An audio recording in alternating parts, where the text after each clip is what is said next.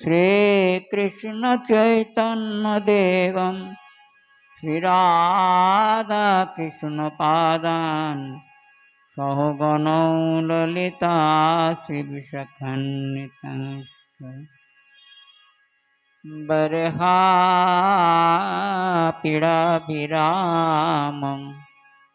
मृगमदतिलकं कुण्डलाक्रान्तगण्ड्यं कञ्जाक्षं कम्बुकण्ठं स्मितसुभगमुखं स्वादरुणस्तवेणुं श्यामं शान्तं त्रिभङ्गं रविकरवसनभूषितं वैजयन्त्या वन्दे वृन्दावनस्यं युवति शतवृतं ब्रह्मगोपालवेशम् नारायणं नमस्कृत्य नरं चैव नरोत्तमं देवीं सरस्वतीं व्यासं ततो जयमुदीरये वाञ्छाकल्पतरुभ्यश्च कृपासिन्धुभ्य एव च पतितानां पावनेभ्यो वैष्णवेभ्यो नमो नमः। श्रीचैतन्यप्रभुं वन्दे यत्पदाश्रयवीर्यतः सङ्गृह्णत्याकरव्रतादग्ग सिद्धान्तसन्मनि ताय गौरसीतनाथ प्रेमानंदे हरि ओम।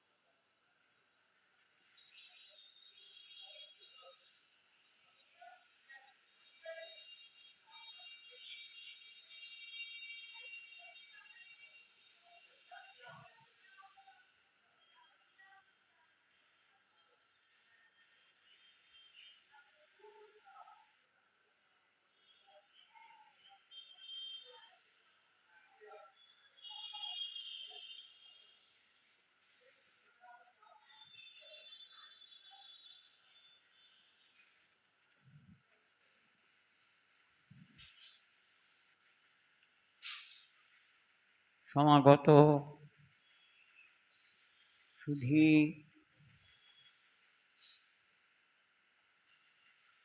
কৃষ্ণ ভক্তিরস নিমগ্ন চিত্ত ঐকাদশী ব্রতাবলম্বী সমগ্র ভক্ত সদস্যবৃন্দ,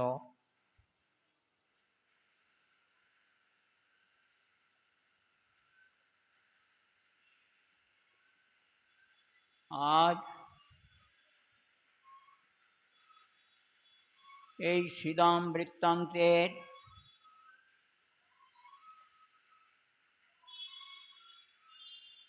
অন্য অংশ আমরা আস্বাদন করতে উদ্যত হয়েছি।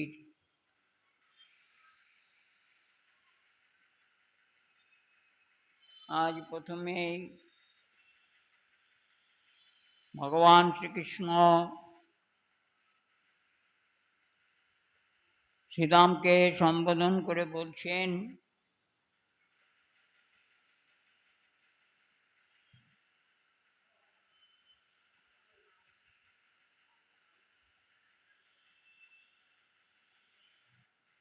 কচিৎ গুরুকুলে বাসং ব্রহ্মণ স্মরাসি নৌ জ্ঞাতঃ দ্বিজো বিজ্ঞায় জ্ঞেয়ং তমসঃ পারং अश्नुते पारम अश्नुते।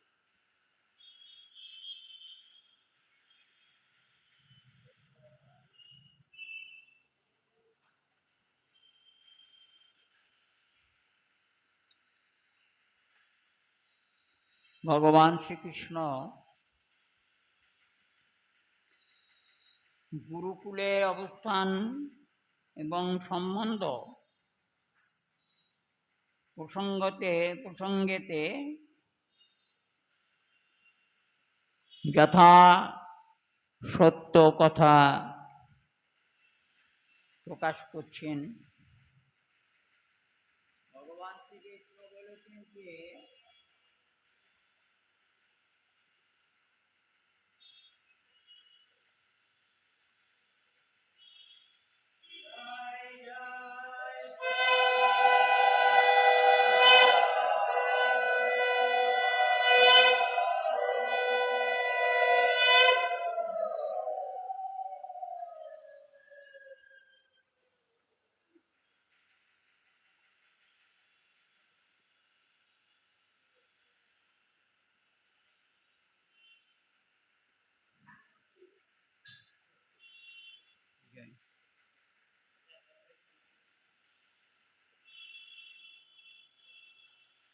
তোমার সেই গুরুকুলের কথা স্মরণ পড়ে,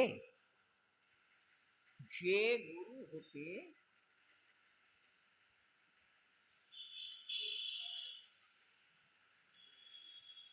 জানবার বিষয় সকল, যে গুরু থেকে কে কি কেন কি করণীয় এসব বিষয়গুলো জানবার অবগতি পূর্বক যে গুরুর কাছ থেকে এসব জেনে দ্বিজ হয়ে ব্রাহ্মণ, দ্বিজ মানে দুবার যার জন্ম, এই দ্বিজ হয়ে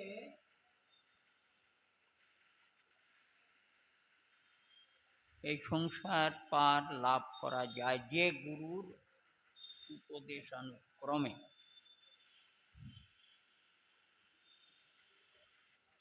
সংসার পার লাভ করা যায় যে গুরুর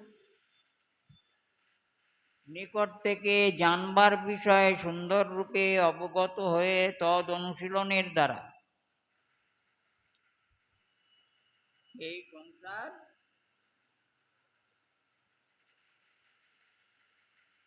পার হওয়া যায়, অর্থাৎ ভগবতী ভজন বিষয়েতে অবগত হয়ে ভগবত ভজন শিক্ষা লাভ পূর্বক ভজনের দ্বারা সংসার সাগর পার হওয়া যায়।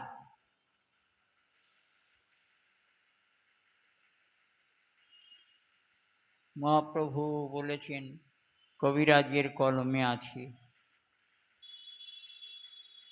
যে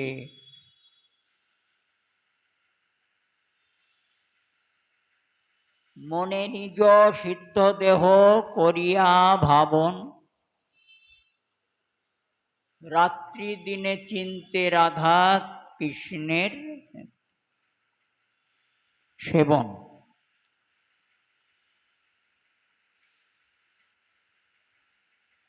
অথবা রাত্রি দিনে সেবে কৃষ্ণের চরণ।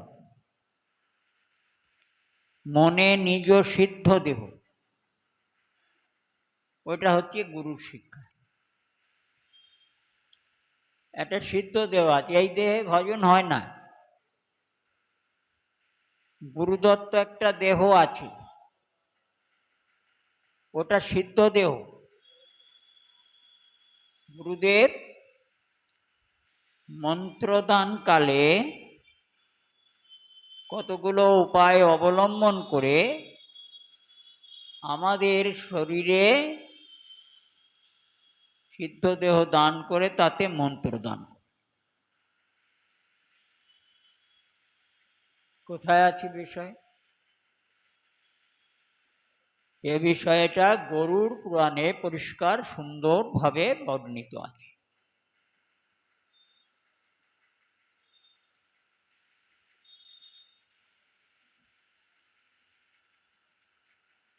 নিজ সিদ্ধ দেহ গুরু ছাড়া দান হবে না, গুরু দান করবেন সিদ্ধ দেহ। আর ভজন যারা করছেন সেই ভজন যার যেরকম সিদ্ধ দেহ লাভ হয়েছে সেইভাবেই তিনি সেই প্রকারে ভজন করবেন। এখানে গুরুর উপদেশের প্রয়োজন, শাস্ত্র বিধান অনুসারে গুরুদেবের উপদেশের প্রয়োজন আছে। আর সেই উপদেশানুক্রমে, ওটা তো শাস্ত্রবিধান,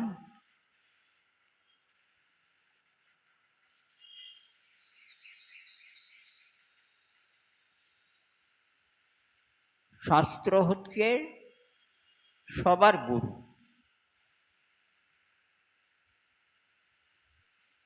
আর আমার গুরু শাস্ত্রানুগত, ভক্তিশাস্ত্রের অনুগত গুরু।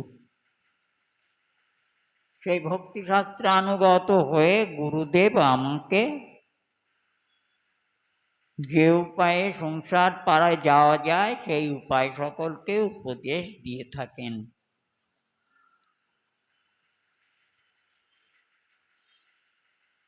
এই যে দায়িত্ব, গুরু দায়িত্ব গুরুদেবের, সামান্য বলে মনে করবেন না। তো হে শ্রীরাম, গুরুর উপদেশ অনুসারে ভজন সাধন করে সংসারের পার লাভ হয়ে থাকে।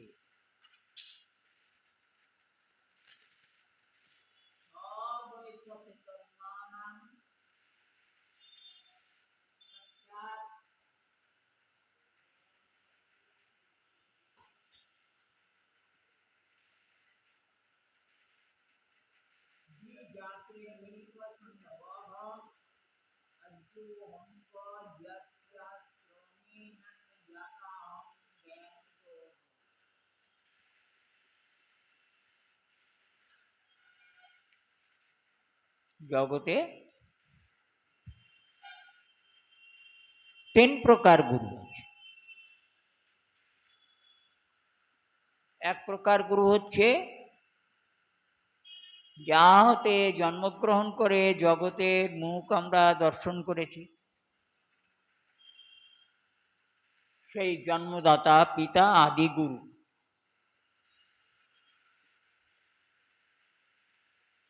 আর দ্বিতীয় বেদাধ্যাপক। এই কথাটা এখনকার তো নয়। যখন চতুরাশ্রম ধর্ম ছিল ভগবানের সময়, সেই চতুরাশ্রম ধর্মের কথা বলা হয়েছে।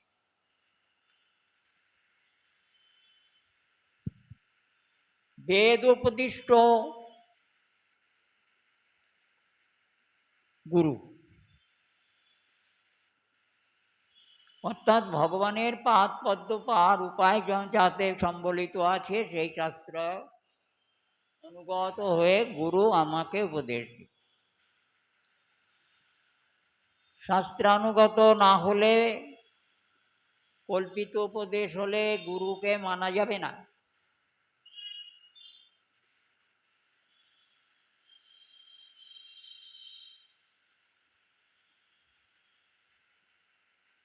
যদি শাস্ত্রবাক্য আর গুরুবাক্য একত্র মিলিত হয়,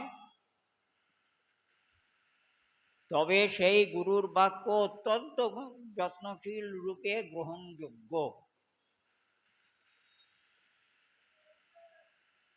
আর যদি শাস্ত্রের বাক্যের সঙ্গে গুরুর বাক্যের কোথাও মিল না পাওয়া যায়, তাহলে সেই গুরুর বাক্যকে গ্রহণ করা যাবে না। কল্পিত শাস্ত্র গ্রহণ করা যাবে না। তাহলে লাভ হবে না। গুরুর বাক্য এবং শাস্ত্র বাক্য মিলিত হওয়া সত্ত্বেও যদি আমি তাকে গ্রহণ করতে না পারি, আমি তার যদি যত্ন নিতে না পারি, তাহলে আমি অধম। অনেকে মন্ত্র নিয়েছে, সদমন্ত্র, শুদ্ধ মন্ত্র, সদ্গুরু প্রাপ্ত হয়েছে, মন্ত্র জপ করে না, অত্যন্ত অপরাধ। সে জানে না এটা সব সাধারণ খেলার বস্তু বলে অনেকে মনে করে, কিন্তু তার প্রচণ্ড রূপে অপরাধ হয়ে যাচ্ছে গুরুবাক্যকে অতিক্রম করার জন্য। কারণ শাস্ত্রবাক্য গুরুবাক্য মিল হয়েছে, হয়ে শাস্ত্রবাক্যানুসারে গুরুদেব যে মন্ত্র দিয়েছেন সেই মন্ত্র জপের বিধানও গুরুদেব বলে দেন। তথাপি যারা সেই প্রকারে জপ না করে মায়া অন্ধ হয়ে সংসার পর্যটন করছে, উদ্ধার করা খুব মুশকিল হবে। সংযতাত্মা গুরু, আত্মা সংযত করে যে গুরু উপাসনা করে থাকেন ভগবানের মন মতি দিয়ে, তাঁর বাক্যকে তোমরা মনে মনে পরম শ্রদ্ধা করে গ্রহণ করবে এবং সেই প্রকার ভজন সাধন করবে, ভজনা করবে। এটা হচ্ছে ভগবান শ্রীকৃষ্ণের বাণী, বাক্য। এ হলো দ্বিতীয় গুরু, বেদাধ্যাপক বা মন্ত্রদাতা, সাধুশাস্ত্রানুগত মন্ত্রদাতা গুরু, ইনি হলেন দ্বিতীয় গুরু। আর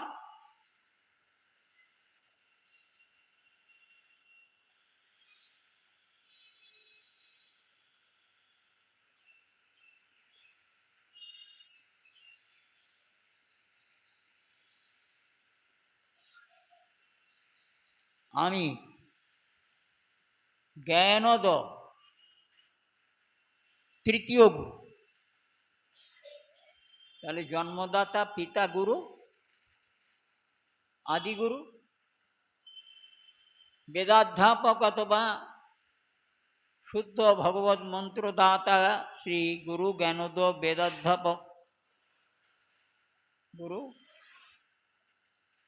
দ্বিতীয় গুরু। আর তৃতীয় গুরু হচ্ছে জ্ঞানদ আমি। একটা কথা আছে, কেউ কারো গুরু নয়, মন আপন গুরু, মনের অপর নাম বাঞ্ছা কল্প তরু। কথা বুঝতে পারছেন আমার? যা বলছি সেগুলো বুঝতে পারছেন তো সবাই? আমি তো ভেঙে কথা বলছি।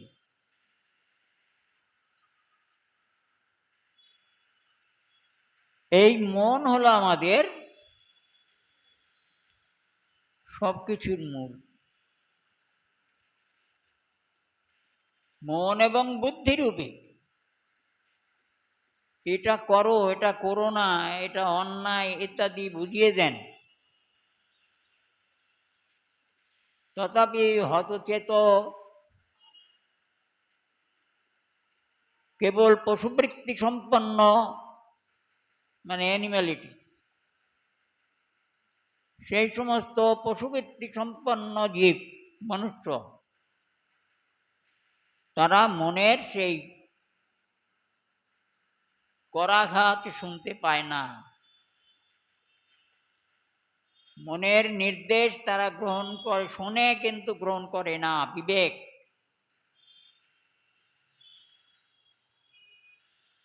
বিবেক রূপে আমাকে ভেতরে থেকে আঘাত করে, এটা করো, এটা করো না। কিন্তু প্রচণ্ড কামাসক্ত জীব বিবেকের কথা শোনে না। মন বা বিবেক বা বুদ্ধি স্বয়ং ভগবান। তাই মনের দ্বারা তাকে জানবার চেষ্টা করতে হয়। এই মনের দ্বারা যে জ্ঞান দান করেন, দান পাওয়া যায়, সেটা হলো স্বয়ং ভগবান কৃষ্ণ। মন রূপী ভগবান, তিনি কল্পতরুর স্বরূপ। আমাকে বুঝিয়ে দেন, এটা করো, এটা করো না।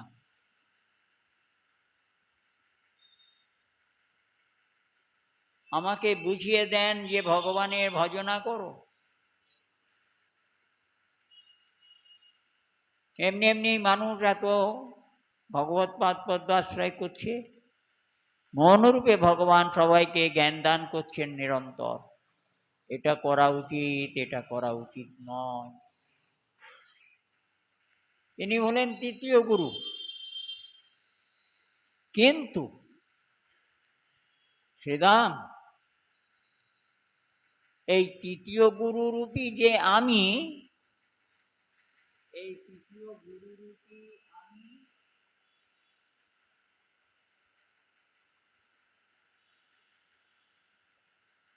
আদ্য গুরু অপেক্ষাও,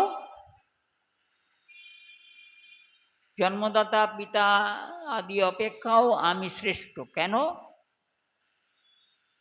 কাহাকেও যদি করুণা করতে ইচ্ছা হয় আমার, তবে আমি তাকে সদ্গুরু পাদ পদ্ম আশ্রয় করিয়ে দিই, বা আমি সদ্গুরু রূপে তাকে উপদেশ দিই। তাই তৃতীয় গুরু আমি, আমি হচ্ছি শ্রেষ্ঠ জ্ঞানোদক, প্রথম অপেক্ষা। অতএব আমাকে জ্ঞানদাতা গুরু রূপে সর্বক্ষণ অবগত হবে।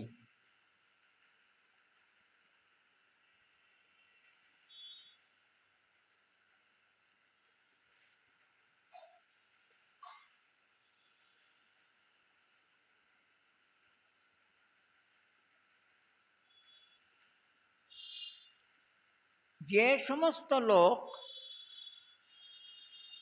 জ্ঞানপ্রদ গুরু আমি,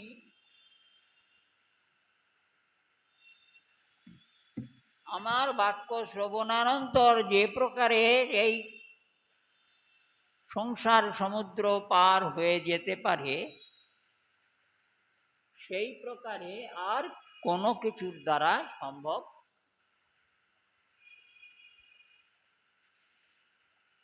কালকে তো শুনেছেন একবার যে যার স্মরণ মাত্রে যিনি নিজেকে দান করে, এত বড় দয়া ঠাকুর আর কোথায় আছে? স্মরণ মাত্রে আত্মাকে পর্যন্ত তার কাছে দান করে দিল। এটা তার ধর্ম। যে ভক্ত স্মরণ নেয়,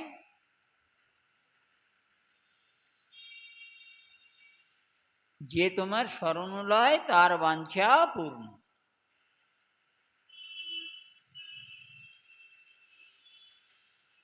বাঞ্ছা পূরক। মানে কামনা করে যদি কেউ কিছু চায় তার কাছে, সেটাও বা তিনি পূরণ করবেন না, এটা কেমন কথা? নিশ্চয়ই পূরণ করবেন।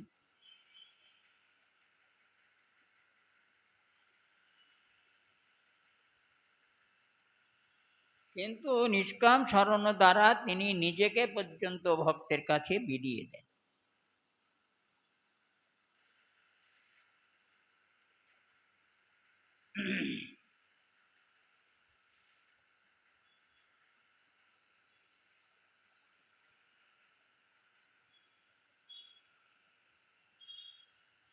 সর্বভূতাত্মা যে আমি, সর্বভূতের আত্মাস্বরূপ, অর্থাৎ আমি আত্মারূপে সব জীবের মধ্যে আছি। জগতে জীব নানা প্রকারে নানা স্থানেতে আশ্রয় গ্রহণ করে থাকে। বিশেষ করে মনুষ্যগণ, জীব মানে তো জীব মানে পুরুষ, মনুষ্য। যার যেখানে খুশি যেমন খুশি আশ্রয় গ্রহণ করে থাকে। কিন্তু আত্মা তো কেউ নয়, এ কথা তো আমরা আজকে তো নয়, পরে বা আগেও শুনেছি যে আত্মা তো একজনাই। তাহলে আত্মারূপী যিনি আমার মধ্যে আছেন, যিনি দেহটাকে পরিচালনা করছেন, যিনি আমার সমস্ত কর্ম সাধনা আদি সব অবগত হচ্ছেন নিরন্তর, আমার কর্মের দ্রষ্টা আর সাক্ষী রূপে যিনি নিরন্তর নীরবে আমার মধ্যে অবস্থান করে দেহটাকে পরিচালনা করছে, জীবকে পরিচালনা করছেন। জীব একটা পরমাত্মা আর একটা জীবাত্মা। এই জীবাত্মা চিরজীবিত, ও মরে না। পরমাত্মা না থাকলে জীবাত্মার কোনো রকম ভোগ হয় না। জীবাত্মা পরমাত্মার সমস্ত দ্বারাই ভুক্ত হয়ে থাকে, এখানে যা কিছু সে ভোগ করে থাকে। নয়তো জীবাত্মা ভোগ নেই, ভোগ করতে পারে। তাই যতদিন জীবাত্মা কর্মগুণেতে কর্মের জন্য এখানে পরিভ্রমণ করবে, ও পরমাত্মাও ততদিন জীবের সঙ্গে অবস্থান। পরমাত্মা না থাকলে জীবাত্মার ভোগ হবে না। তাই জীবাত্মার ভোগতৃষ্ণা যতদিন থাকবে ততদিন পর্যন্ত পরমাত্মাকে আমার সঙ্গে থাকতে হবে, কারণ তিনি ছাড়া সখা বন্ধু আর কেউ নেই আমার। তাই আমার যার যেখানে ইচ্ছা হয় সেখানে আশ্রয় গ্রহণ করি, কিন্তু এই যে শাস্ত্রের আদি কথা এটা আমরা এটা কেউ গ্রহণ করি, কামনা অনুসারে যার যেখানে খুশি গিয়ে মিলছে। আর কামনা যত করব তত তো দেহ জন্ম বেশি প্রাপ্তি হতে হবে। তাই মন থেকে কামনাটা ছাড়া দরকার আছে। নিষ্কাম ভাবে ভগবান শ্রীকৃষ্ণের একান্ত ভজনা করা প্রয়োজন, যাতে বন্ধন মোচন হয়। এ দেবতা ও দেবতা সে দেবতা বলা তো ঠিক নয়। যার যেমন খুশি যে আশ্রয় করে সুখ পায়, কিন্তু তাতে যে বন্ধন হচ্ছে এটা তো আমার জানা।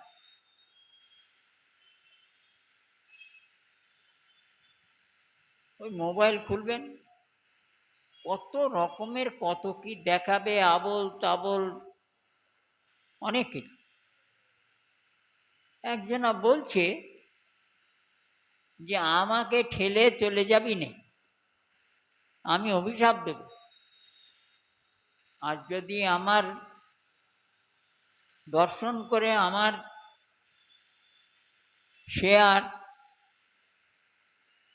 লাইক ইত্যাদি করো, সাবস্ক্রাইব করো, তাহলে দেখবে 7 দিনের মধ্যে তুমি ধনে ধান্যে পূর্ণ হয়ে যাবে।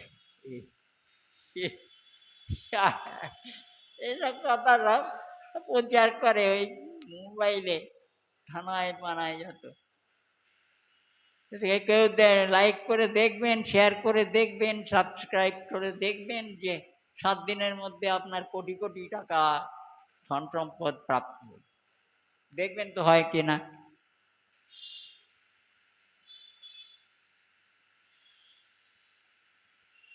অবুঝ মন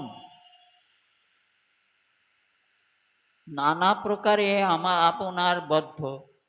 ধীবর যেমন মাছ ধরবার জন্যে একটা সুতো, একটা সুতো তার গায়ে গিঁট বাঁধতে বাঁধতে বাঁধতে বাঁধতে ওই একটা সুতোই যতবার জোড়া দেবে একটা করে সুতো, দুটো সুতো নাকি বাঁধতে বাঁধতে দেখবেন বড় একটা জাল তৈরি হয়ে যায়। তো নাকি হয় না?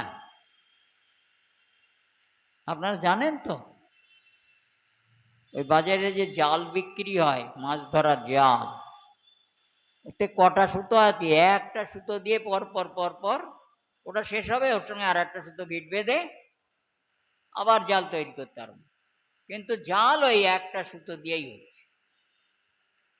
আর সেই সুতোর জালে, একটা সুতোর জালে মাছ ধরা পড়ে যাচ্ছে। তাহলে সুতো, আমরা জগতে এসেছিলাম একটা সুতো নিয়ে, আর কামনারূপ গ্রন্থি যত বড় হচ্ছে তত নানা কামনায় পরিপূর্ণ হয়ে যাচ্ছে আমাদের চিত্ত, আর কামনারূপ গ্রন্থি আমাদের জাল তৈরি করে একেবারে আমাকে বেষ্টন করে। জালে জড়িয়ে পড়েছি, মুক্ত হবার উপায় নেই, শক্ত দড়ি। ভগবান শ্রীকৃষ্ণ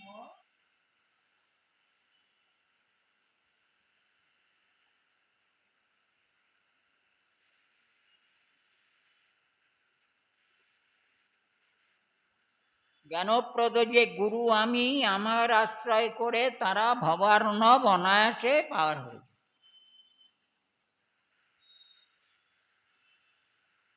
আবার বলতে হয় ভাগবতের কথা, পিতামহা মে সমরেহ মরঞ্জয়ের দেবব্রত জ্ঞাতিরথ স্মিঙ্গিলই দূরত্তম কৌরব সৈন্য সাগরং কিত্বা তরঙ্গ বৎসপদং স্ম ইয়াত প্লবাহ।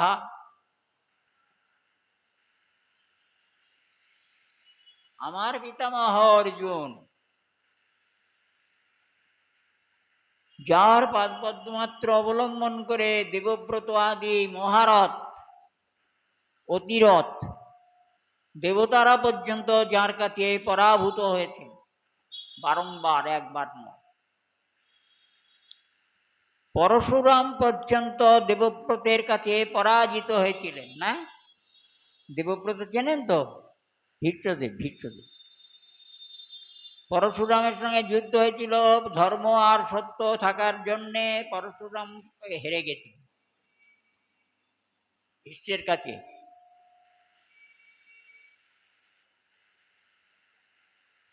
ভীষ্ম ক্ষত্রিয় না গোপ? ক্ষত্রিয়। শান্তনু ক্ষত্রিয় ছিলেন। গঙ্গা মাতার সন্তান ভীষ্ম, প্রথম সন্তান না শেষ সন্তান?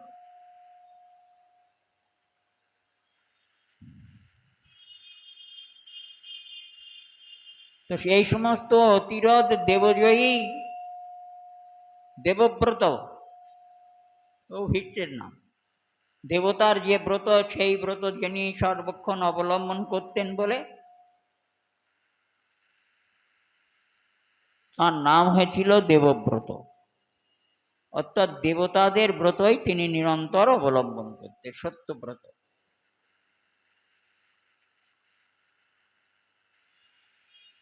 এ শ্রীরাম,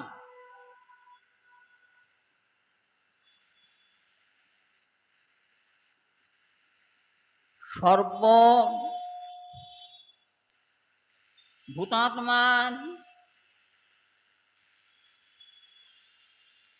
যে আমি, সেই আমি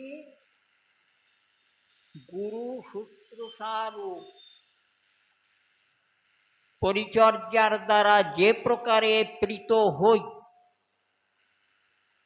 গুরু শুশ্রূষারূপ পরিচর্যার দ্বারা যে প্রকারে প্রীত হই, আর কোনো কিছুর দ্বারা আমি সেই প্রকার প্রীত হই। গুরু শুশ্রূষা আমার পরম প্রীতির কারণ, কারণ আমি গুরু রূপে জগতে যাকে কৃপা করবার ইচ্ছা হয় তার কাছে আমি গুরু রূপে গমন করে থাকি।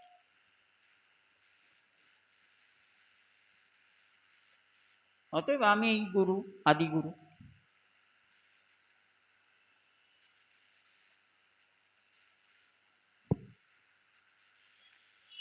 গুরু শুশ্রূষার মতন আমি আর কোনো কিছুতে প্রীত হই না।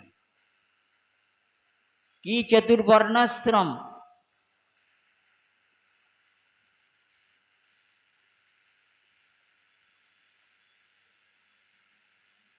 ব্রহ্মচর্য,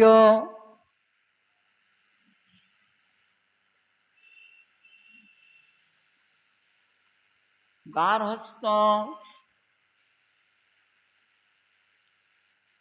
জ্যোতি আদি, সন্ন্যাস ধর্ম, ও কোনো কিছু আমাকে প্রীত করতে, কোনো কিছুতে প্রীত নেই। কেবল সদ্গুরুর পাদপদ্মের ঐকান্তিক নিষ্ঠা সেবা, কিছু লাগবে না। তার দ্বারায় অনায়াসে এই সংসার সাগর মুক্ত হয়ে যেতে পারে। আমি তাতে যেমন প্রীত হই, আর কোনো কিছুতেই এই প্রকার প্রীত হই না।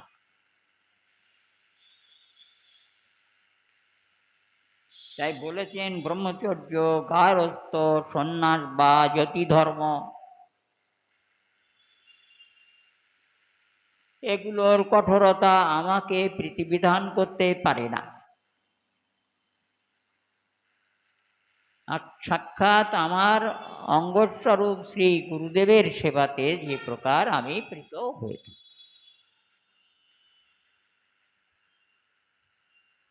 পয়ঃপায়ী ব্রহ্মচারী, এই পয়ঃপায়ী ব্রহ্মচারী শ্রীবাসের পরম বন্ধু ছিলেন। তো শ্রীবাসকে প্রতিদিন অনুনয় বিনয় করতেন যে প্রভুর সংকীর্তনে একদিন আমায় দর্শন করা, প্রভুর সংকীর্তন দর্শন করাও একদিন। তো শ্রীবাস তো জানেন যে প্রেম ভক্তি ব্যতিরিক্ত আমার আঙিনায় যে ভগবান শ্রীকৃষ্ণ চৈতন্যদেব নাম সংকীর্তন করছেন, সেই নৃত্যতে, সংকীর্তন নৃত্যতে কারোর প্রবেশ অধিকার প্রভু দেননি, নেই। কি করে নেবেন? শ্রীবাসের প্রিয় বন্ধু, এদিকে শ্রীমান মহাপ্রভু শ্রীবাসের গৃহে নৃত্য করছেন, প্রতিদিন কীর্তন করছেন, প্রেমে আত্মহারা হয়েছেন। অদ্বৈত আদি প্রভুগণ সব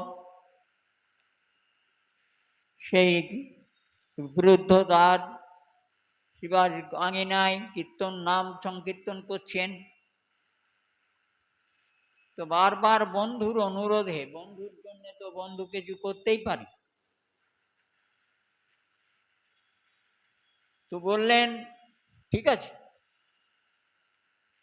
তোমাকে আমি নিয়ে যাব প্রভুর নৃত্য দর্শন করাবার জন্যে, কিন্তু তোমাকে গোপনে থাকতে হবে। আমার গৃহেতে তুমি প্রবেশ করেছো, প্রভু যেন কোনোভাবে জানতে না পারে। না রে, আত্মারূপী ভগবান শ্রীকৃষ্ণ চৈতন্য দেব তিনি জানবেন না এটা কি হয়? বললেন যে তোমাকে আমি গৃহে নিয়ে গিয়ে গোপনে রাখবো, তুমি সেখান থেকে প্রভুর নিত্য গীত আদি প্রেম আদি দর্শন। এই বলে সবার আড়ালে অন্তরালে প্রভু শিবার নিজের গৃহে তার প্রিয় বন্ধু পয়ঃপায়ী নামই হয়ে গেছিল পয়ঃপায়ী ব্রহ্মচারী, তাকে নিয়ে গিয়ে গোপনে রেখে প্রতিদিনের মতন সংকীর্তন শুরু হচ্ছে। নাম সংকীর্তন পরম আড়ম্বরে যথা নিয়মে প্রভু নাম সংকীর্তন শুরু করেছেন। কিছুক্ষণ নাম সংকীর্তন করবার পর মহাপ্রভু শ্রীবাসকে জিজ্ঞেস করছেন, সব জানেন অন্তর্যামী শ্রীবাস, আজ আমার কীর্তনে আনন্দ হচ্ছে না কেন, প্রেম হচ্ছে না কেন? বলছে না প্রভু, কিছু নয়, আপনি আবার নাম কীর্তন আরম্ভ করুন, প্রেম হবে। একবার দুবার তিনবার এরকম করে আজকে নামে প্রেম হচ্ছে। মহাপ্রভু এবার অত্যন্ত দুঃখিত এবং রুষ্ট হয়েছে। শ্রীবাস, তুমি শীঘ্র বলো তোমার ঘরে কেউ আছে কি না বহির্মুখী। আমার কেন আজকে নামে প্রেম হচ্ছে না? বুঝলেন তো?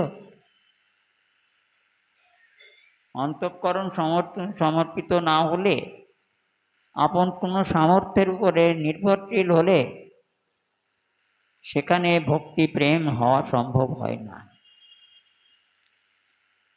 বলছেন কেন আমার প্রেম হচ্ছে না, শীঘ্র বলো কে আছে তোমার ঘরে। শ্রীবাস তখন মুখ নিচু করে মাথা নিচু করে অনেক কথা, প্রভু আমার অত্যন্ত প্রিয় বন্ধু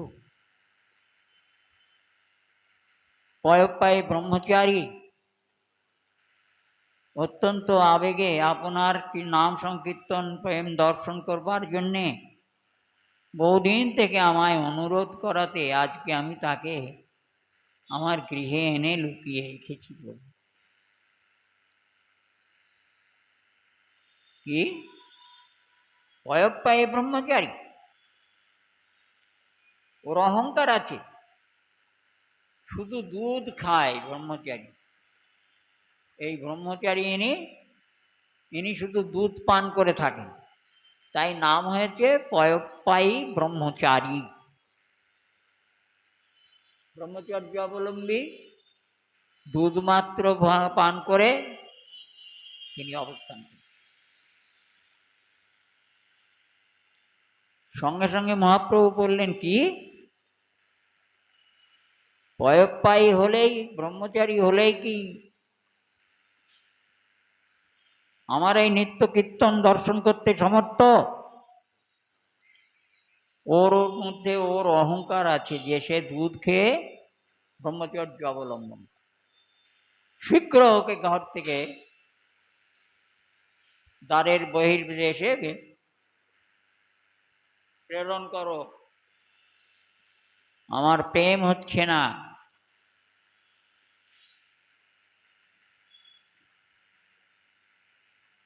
শ্রীবাসকে বললে, শ্রীবাস বাধ্য হয়ে বন্ধুকে বললেন, ভাই তোমার এখানে থাকা চলবে না সংকীর্তনে। দেখলে তো প্রভু নির্দেশ করেছেন, প্রভুর নির্দেশ অতিক্রম করতে পারবো না। শ্রীবাস তারে দ্বারের বাইরে বের করে দিয়ে দরজা দিয়ে দিয়েছে। কিন্তু ওই পয়ঃপায়ী ব্রহ্মচারীর আকুতি এতই ছিল যে বের করে দিলে দ্বারের বাইরে এসে তিনি কিন্তু ফিরে যাননি, ওখানে বসে আকুল সুরে কাঁদছেন। এই আশ্রয়।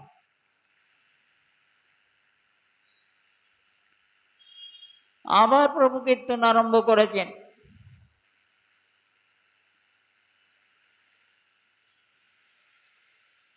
আবারও প্রেম আসছে না। এরকম হচ্ছে কেন আজকে? শ্রীবাস ওই পয়ঃপায়ী ব্রহ্মচারী কোথায়, তাদের সে কি চলে গেছে? বলছে জানি না প্রভু, তাকে বাইরে বের করে দিয়ে আমি দরজা দিয়ে দিয়েছি, শীঘ্র দেখো তো। দেখুন অবস্থা। করুণার সাগর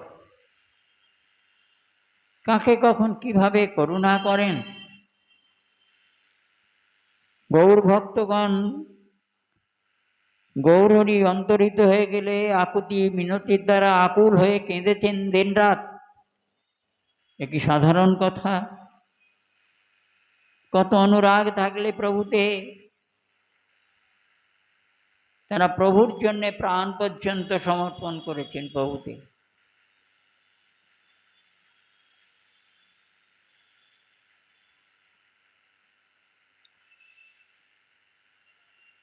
পয় পয় ব্রহ্মচারী গিয়ে দরজা খুলে দেখেন দরজায় বসে বসে কাঁদছে। ও কান্না আবার সহ্য হয়নি শ্রীমান মহাপ্রভু। এই ভক্তের আকুতি সহ্য হয় না তার, ভক্তের আকুতিকে তার প্রতি তিনি প্রীত হয়ে থাকেন। শীঘ্র নিয়ে এসো। নিয়ে আসলে প্রভুর সামনে নিয়ে এসেছেন, তখন কৃতজ্ঞের জলে হাও হাও করে কাঁদছেন আর দু চোখের জলে ভেসে যাচ্ছে তার দিয়ে। আরে প্রেম তো উদয় হয়ে গিয়েছে, হ্যাঁ, চোখের জলে ভাসছেন প্রভুর কৃপার জন্যে। মহাপ্রভু বললেন, শোনো, দুগ্ধ পান করে থাকলে আর ব্রহ্মচর্য অবলম্বন করলে কৃষ্ণে প্রেম হয় না, ওর মধ্যে অহংকার থাকে। আত্মসমর্পণ করতে হবে প্রভুতে, তবে প্রেম হবে। তো মহাপ্রভু তাকে প্রেম দিয়েছিলেন। তারপর কীর্তন আরম্ভ করলে তখন একেবারে আবার শিবারাঙ্গিনা প্রেমানন্দে পরিপূর্ণ হয়ে গিয়েছিল।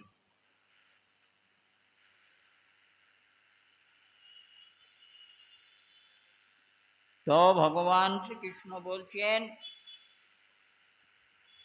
কোন ব্রত অবলম্বনের দ্বারা, ব্রহ্মচর্য, গারস্থ, সন্ন্যাস বা যতি ধর্ম, কোনো কিছুতে আমার প্রীতি উৎপাদিত হয় না। একমাত্র আমার পাদ পদ্মে ভক্তিযুক্ত সদ্গুরুর কৃপা ব্যতিরিক্ত আমাকে পাওয়া যায় না, আর সেই সদ্গুরু আমি। অতএব শ্রীরাম, গুরু শুশ্রূষাই হচ্ছে পরম ধর্ম। ওর দ্বারাই আমি কেবলমাত্র প্রীত হয়ে থাকি,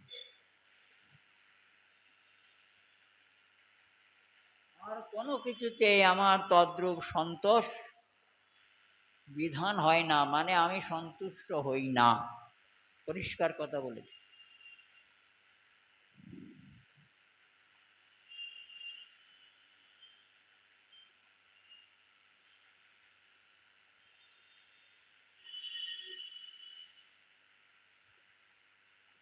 এরপরেই কালকে যেটা বলা হয়েছিল, গুরুপত্নী তাকে তাদের কাঠ আনবার জন্য পাঠিয়েছিলেন।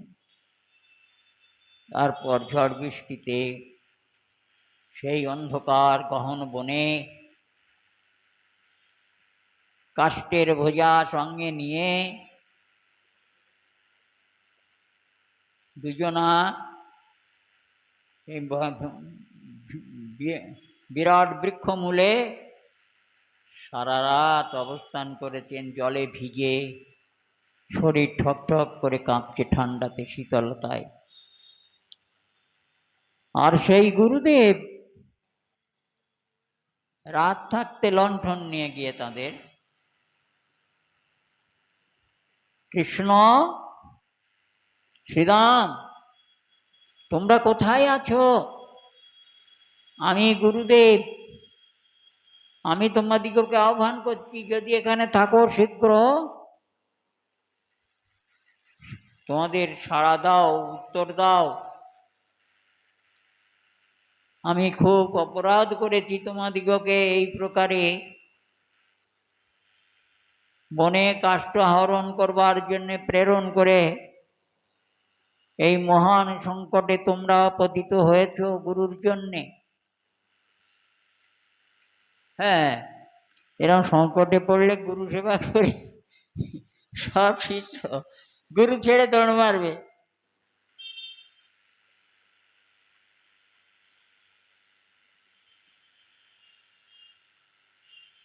কলিযুগে জীব এই প্রকারে গুরু সেবা করতে পারবে, যেটুকু পারবে যথাসাধ্য। গুরু শুশ্রূষা ব্যতিরিক্ত কৃষ্ণ প্রীতি লাভ করবার কোনো উপায় নেই। কারণ গুরুই হচ্ছেন কৃষ্ণপাদ পদ্ম দর্শন করাবার একমাত্র স্থান, যিনি শাস্ত্র উপযোগী শিক্ষা দান করে, উপদেশ দান করে আমাকে কৃষ্ণের পাদ পদ্মে সমর্পণ করে থাকেন। পরম বস্তু তাই তিনি দিয়ে থাকেন। কোনো ধন অর্থ কিছু দ্বারা তা কেনা যায় না। এই প্রকারে সান্দীপনী মুনি, মূলত গুরুপত্নীর প্রতি সান্দীপনী মুনির আদেশ ছিল। ভালো করে শুন, এসব আর কোথাও নেই। সান্দীপনী মুনি তাঁদিগকে পরীক্ষা করবার জন্যে তার পত্নীকে আদেশ করেছিলেন এদের অপরাহ্ন সময়তে কাষ্ঠ আহরণের জন্যে বনে পাঠাবে।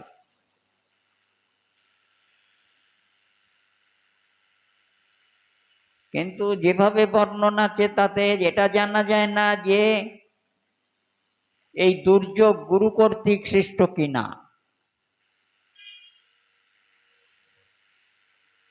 সমর্থশীল গুরু সেটা আমরা অবগত হতে পারি না, ওটা বলতেও পারবো না, বলতে পারছি না। কিন্তু আজকে কৃষ্ণের সঙ্গে থাকলে, কৃষ্ণকে ধরে রাখলে যে সে সমস্ত বিপদ বিঘ্ন হতে মুক্ত হয়ে থাকে, একথার শতসিদ্ধ জ্বলন্ত প্রমাণ স্বরূপ এই শ্রীরাম। এই প্রকার সেদিন কৃষ্ণ তার হাত ছাড়েননি, শ্রীরামও কৃষ্ণের হাত ছাড়েননি। এত দুর্যোগ, এত বিপদের মধ্যেও পরস্পর পরস্পরের হস্ত ধারণ পূর্বক সেই অন্ধকার গহন অরণ্যে সারা রাত দুজনে দাঁড়িয়ে আছে, কাষ্ঠের বোঝেন। এই অলৌকিক সিদ্ধান্ত দৃষ্টান্ত শাস্ত্রে খুব কমই আছে। সংসারের পারে গিয়া ভক্তির সাগরে যে ডুবিবে, ভক্তির সাগরে ডুব দিতে যদি থাকে, সে ভজুক প্রভু নিতাই চাঁদের। ভক্তির সাগরে ডুবতে হলে প্রভু নিতাই চাঁদের চরণ ঐকান্তিক আশ্রয় করতে হবে, ভগবত চরণ।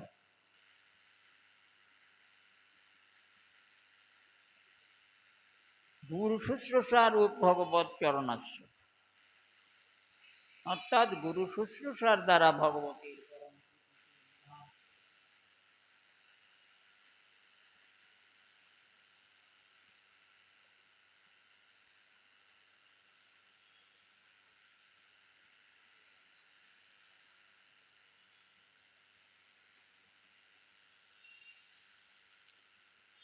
এই প্রকার ভগবান শ্রীকৃষ্ণ অতি অদ্ভুত অপূর্ব